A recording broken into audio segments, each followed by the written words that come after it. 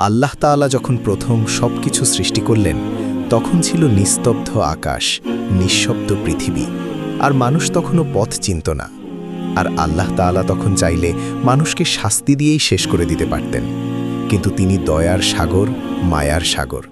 তিনিই তো রহমান, তিনিই তো রাহিম, তাই তিনি বেছে নিলেন। আদম আলাইহিসসালাম থেকে শেষ নবী হজরত মুহাম্মদ সাল্লাল্লাহু আলাইহি ওয়াসাল্লাম পর্যন্ত প্রায় 1,24,000 নবী আর 313 জন রাসূল পাঠালেন।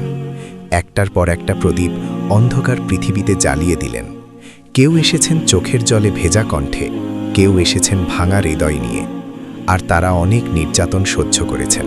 কেউ গ্রাম ছাড়া হয়েছেন, তাদের দিকে পাথর ছোড়া হয়েছে, তারা ঘর ছাড়া হয়েছেন। কেউ কেউ রক্তাক্ত হয়েছেন, তবু তারা বলেননি আমি থেমে গেলাম। তারা শুধু বারবার বলেছেন, হে আমার কওম, আল্লাহর দিকে ফিরে এসো। রাতে যখন মানুষ ঘুমাতো, অনেক নবী আল্লাহর দরবারে কাঁদতেন, হে আমার রব, আমার উম্মতকে মাফ করে দাও।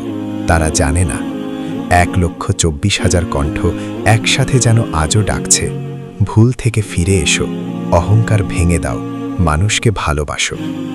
আজও যদি আমরা আল্লাহর দিকে এক পা বাড়াই, এই সব নবীর ত্যাগ যেন আকাশে লিখে দেয়, দয়া এখনো শেষ হয়ে যায়নি।